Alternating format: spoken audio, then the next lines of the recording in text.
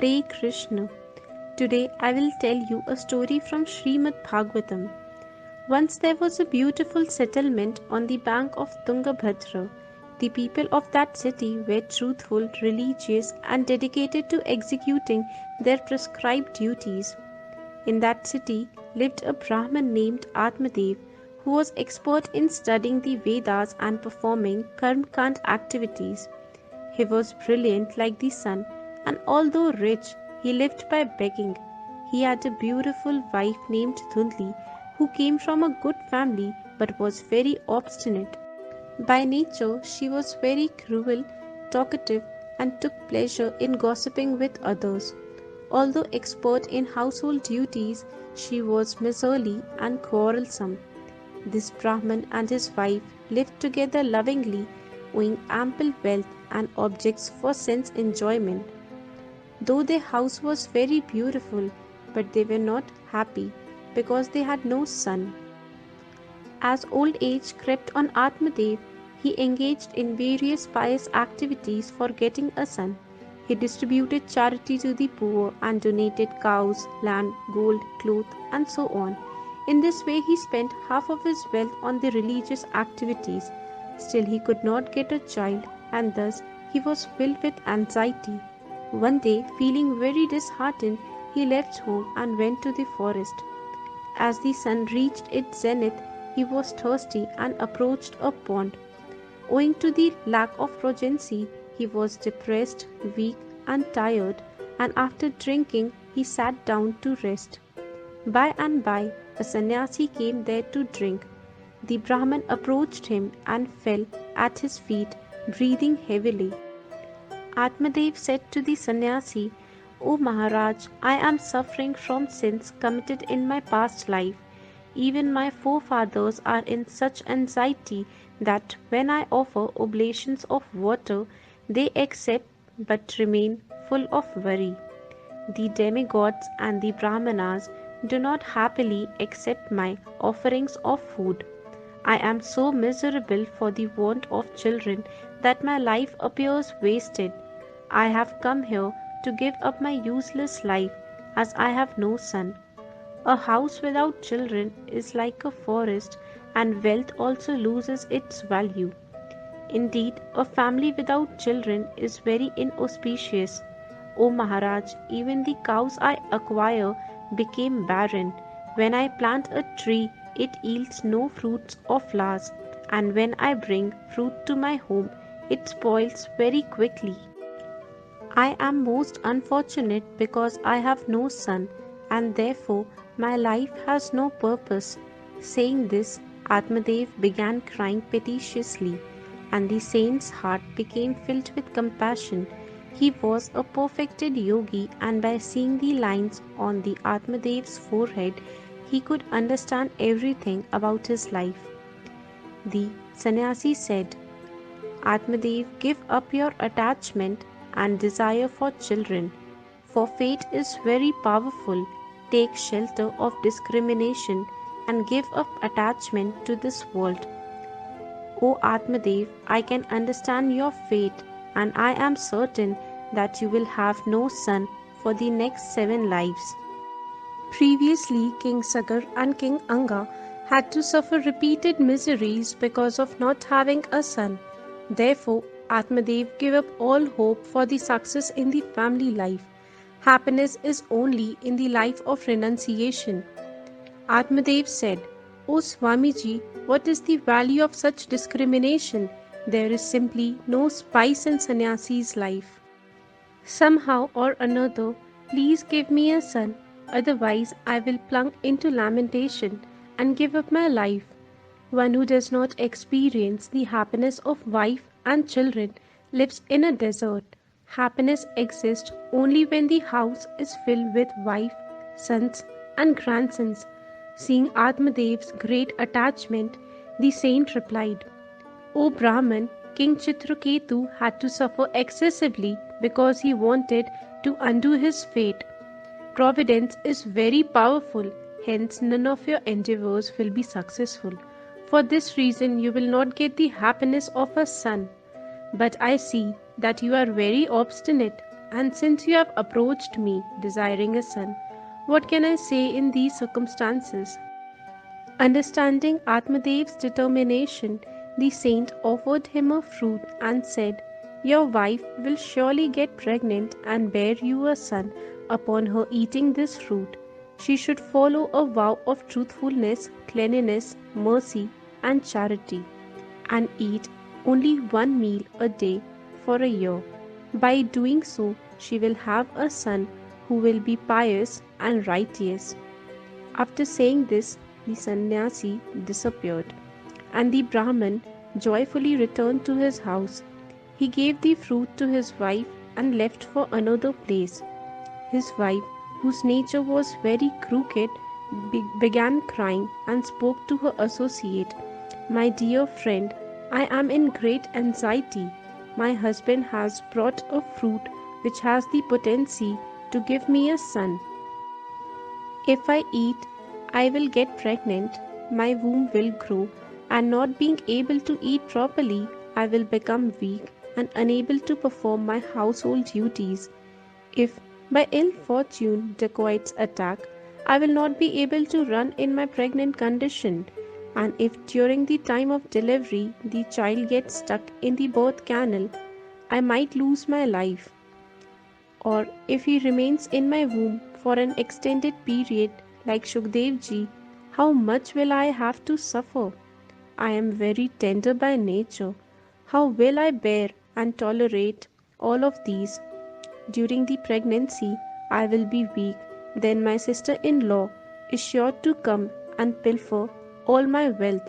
Moreover, I will have to follow so many rules and regulations which create difficulty. Childbearing is very painful, and the upbringing is even more painful. I think only barren women and widows live happily." Thinking in this way, she did not eat the fruit. Yet, when her husband asked her, she deceitfully said, "Yes, I have eaten it." One fine day, her sister visited, and Dhundhuli confined the whole story to her, revealing her distress.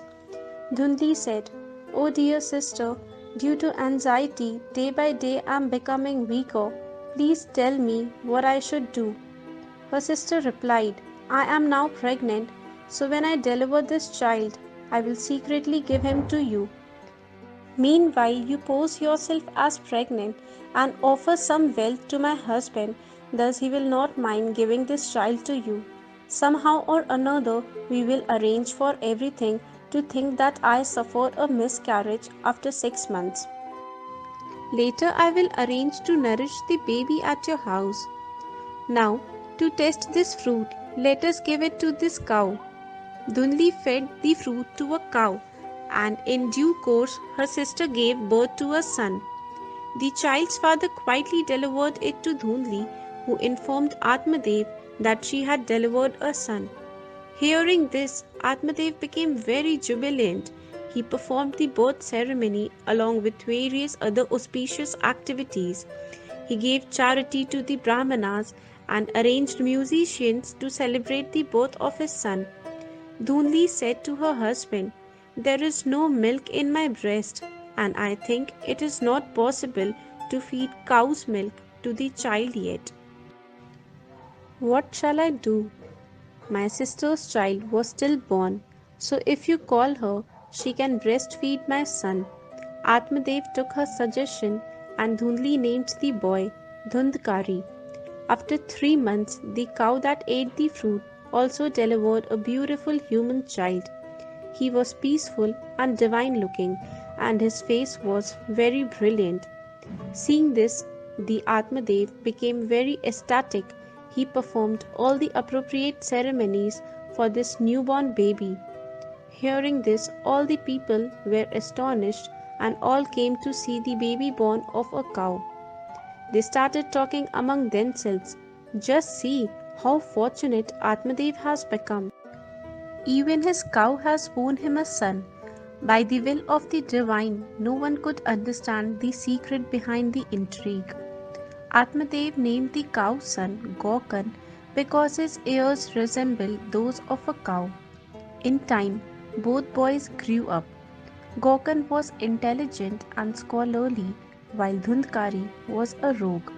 He would not perform any Brahminical duties or follow the rules of cleanliness. He used no discrimination while eating and was irate. He would also accumulate useless articles and would even eat food touched by a dead body. He was expert in stealing and was envious of others. Sometimes he would quietly go and set fire to another's house, or he would abduct a baby and throw it in a well. He took pleasure in violent activities and always carries weapons. He happily troubled the blind and handicapped people and asked special friendship with the Chandals. He also kept a pack of dogs and would go for hunting. He was attached to the prostitutes and thus he wasted all of his father's wealth. One day he severely beat his parents, took all the pots and utensils of the house and sold them. In this way, all of Atmadeva's property was lost. He began lamenting, "Alas, alas, I was better off when my wife was barren. Oh, to have a rascal son is worse than having no son at all. Where shall I go? What shall I do? Who will help me in this unfavorable situation? Oh, miserly, I am being tormented by my own son, and I am prepared to give up my life." While he laments in this way, Gokarna arrived and began instructing him. "O father, this world is full of delusion and misery, and is thus useless. You should deliver it upon who is the real owner of sons and wealth. Those who are attached to the material things, they burn day and night like a ghee lamp. Neither Lord Indra nor the emperor of the whole universe can find happiness. Only those who are renounced and live in a solitary place have peace. Therefore, give up this ignorance, thinking that this is your wife, this is your son, and so on. Owing to such delusion, one goes to hell. This body one day will be lost. Therefore, go and live in the forest."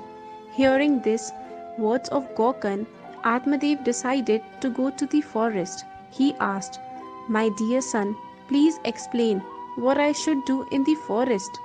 I am very foolish and very much attached to the karma-kanda activities.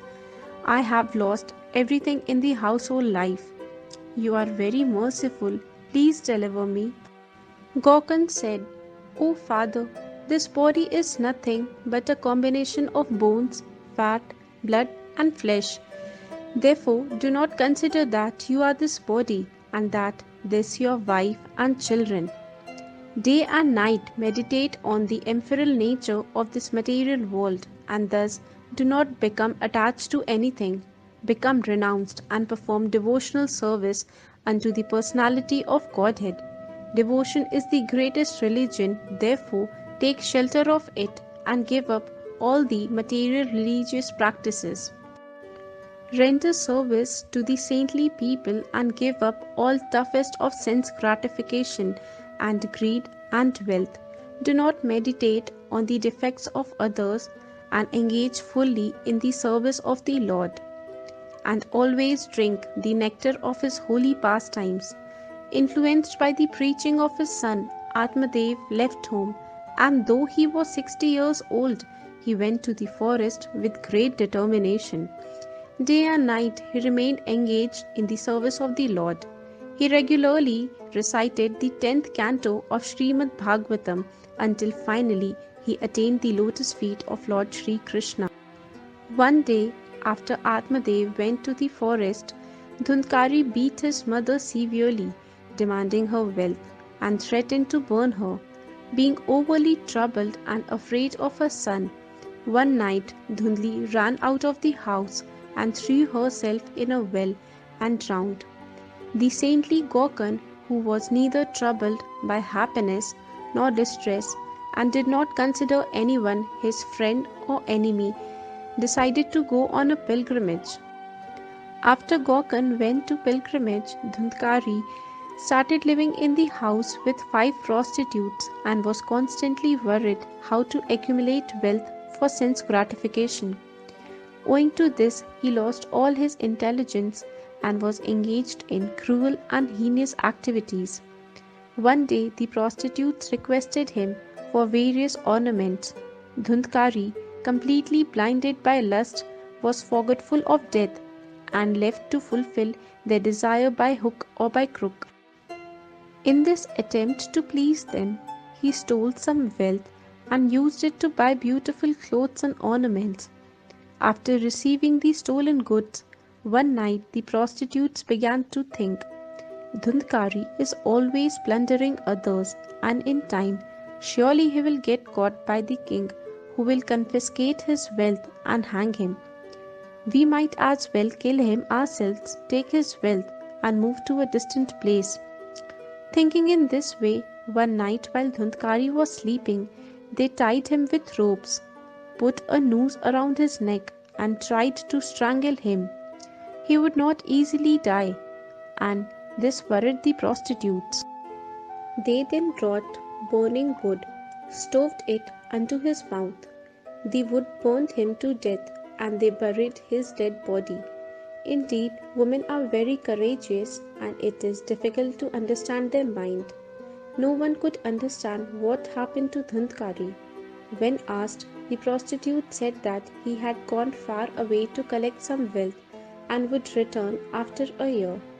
An intelligent person should never believe an unchaste woman.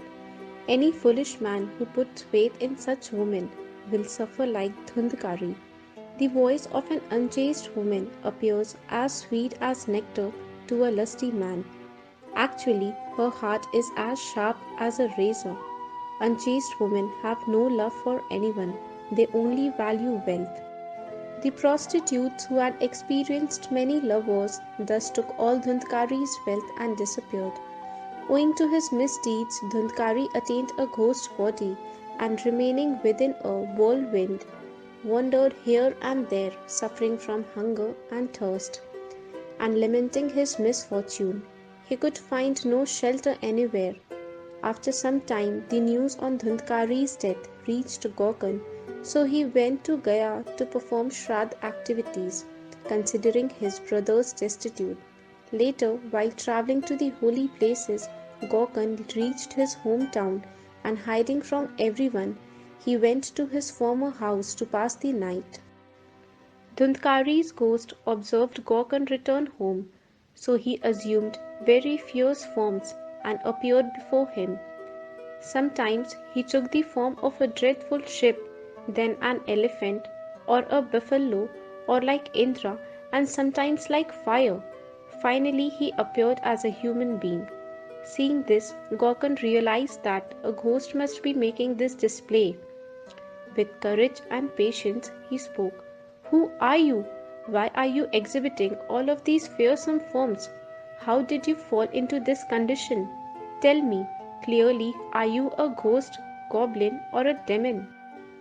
When Gokarna questioned him, the ghost started crying loudly. He did not have the power to speak, so he gestured with his hands. Gokarna sprinkled some water on the ghost. This relieved him of enough sinful reactions, thus he was able to speak. I am your brother Dhundhukari, said the ghost. Because of my misdeeds, I have fallen from my respectable birth as a Brahmin. Owing to the complete ignorance, I killed many people. It is not possible to count my sins. I was addicted to 5 prostitutes who finally killed me, and as a result, I am suffering the reactions of my ill activities and have thus gotten this ghost body. Somehow, by the will of the Lord, I am now surviving on air. My dear brother, you are an ocean of mercy. Please somehow deliver me from this ghostly form. Gokarna replied, Dear brother, I am very surprised. I duly performed oblations for you in Gaya, and it is a wonder that you still have not been relieved from this ghostly form. If you cannot be delivered by performing sacrifice in Gaya, then I do not know what to do. Tell me, What is the solution? The ghost said, I cannot be relieved of this condition even by the performance of hundreds of shrats at Gaya. You must think of some more powerful practice. Gokarna was astonished to hear this, and he said, if you cannot be delivered by hundreds of shrats in Gaya, then your liberation is practically impossible. Anyway, do not fear. Stay here, I will think of some procedure to deliver you. The ghost left, and Gokarna passed the night in deep thought. But he did not discover a solution. The next morning, many people, including the scholars, servants, knower of the Vedas, and the yogis, came to see him, and he explained the incident which had occurred the previous night. They all consulted their particular scriptures, but could not suggest a suitable means to deliver Dhundhukari. They finally decided to follow whatever Surya Narayan, the sun god, would order. By the power of his accumulated penance, Gokarna checked the movements of the sun god and prayed, O Lord, you are the witness of the whole universe. I offer my oblations unto you. Please be merciful and tell me the process to deliver Dhundhukari. Dhundhukari was delivered from his ghostly form. He attained a divine body which was blackish like rain clouds. He was clad in yellow garments, a tulsi garland around his neck, a crown adorning his head, and beautiful earrings dangling from his ears. He immediately offered obeisance to Gokarna and said, My dear brother, by your mercy I have been released from this ghostly body. This ceremony of Sapta is so glorious that it can destroy ghostly forms and elevate one to the abode of Lord Sri Krishna. Because he had an airy body, he could not sit outside. So he entered a bamboo rod which had 7 knots and thus began hearing Srimad Bhagavatam. After Gokarna appointed one Vaishnav Brahman as the chief of the assembly, in a clear, sweet voice, he started reciting Srimad Bhagavatam from the first canto. That evening, during a pause in the Katha, a wonderful incident occurred. The people in the assembly noticed that one of the knots in the bamboo cracked and burst.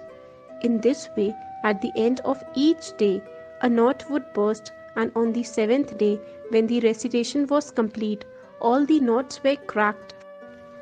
When a person starts hearing Bhagavad Sapta, saints tremble in fear, anticipating that the Bhagavatam Katha will burn them to ashes, in the same way that the fire burns a twig or a tree.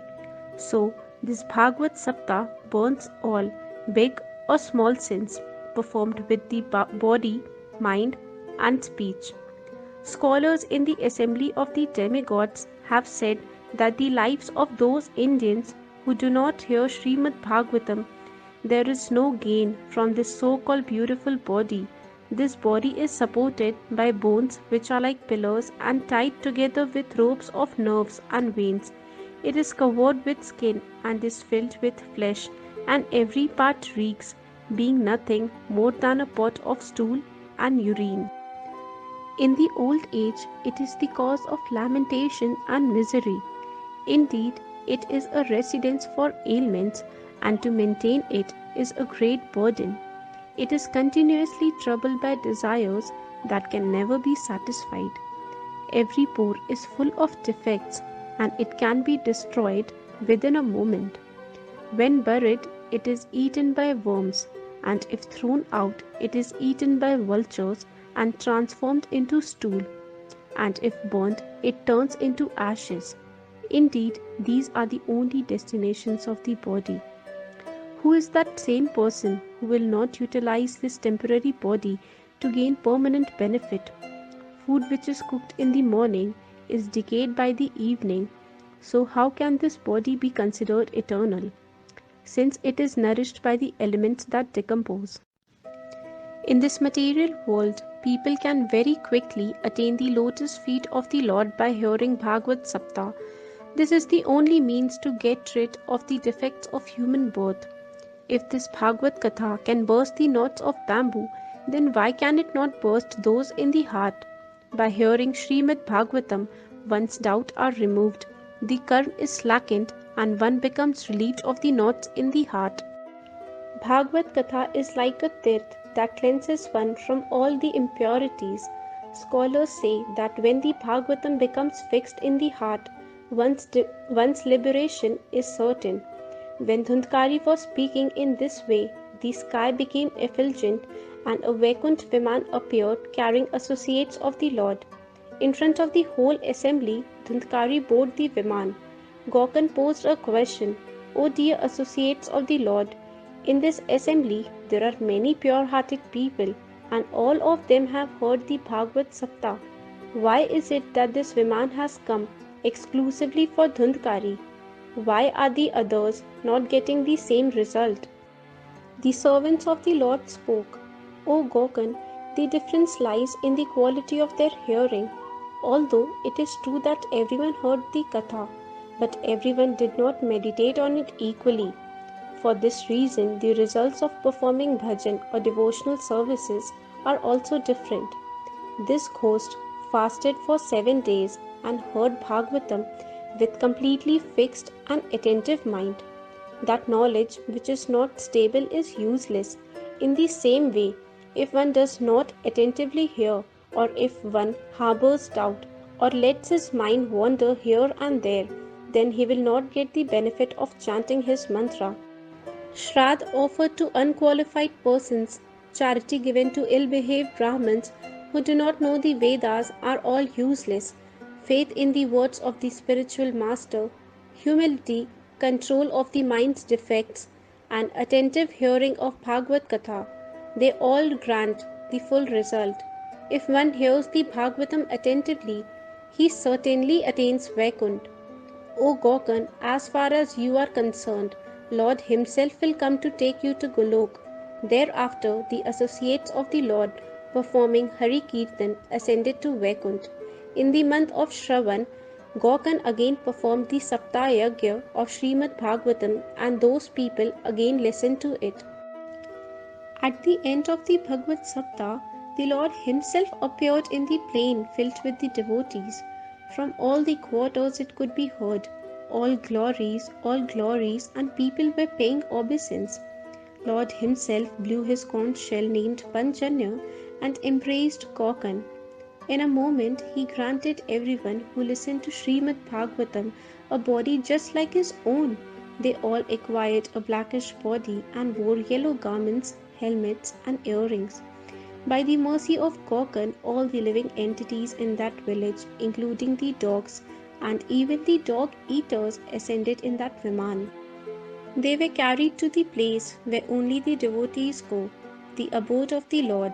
In this way, Lord Krishna, being very pleased by his Katha, took Gokarna with him to the Golok Dham, which is the most dear to the cowherd people. In the past, Lord Ramchandra took all the residents of Ayodhya to his abode Saket.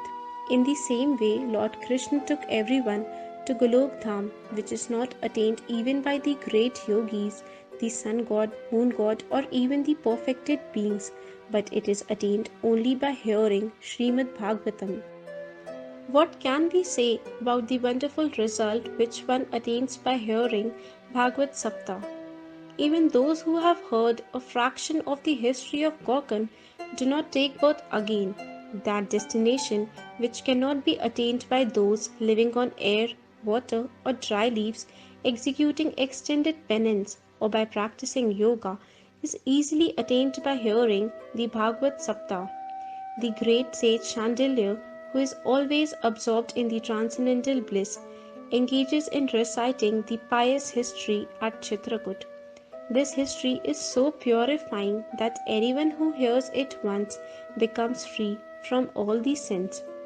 If it is recited during the Shraddha ceremony, the forefathers get very pleased. Anyone who recites Srimad Bhagavatam daily attains liberation. Thank you. Please subscribe to Vedic Tales YouTube channel to get more such information. Hare Krishna.